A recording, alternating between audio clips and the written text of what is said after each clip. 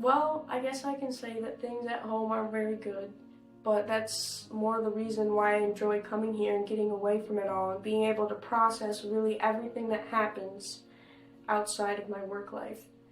And I've advanced in a lot of ways that many people my age have not. My freshman year, when I was looking for classes into my sophomore year, there wasn't many options. I was in more of a rural school, so I thought welding would be an interesting one. And I ended up getting really into it, and I got pretty competitive and ended up getting second place at a state competition.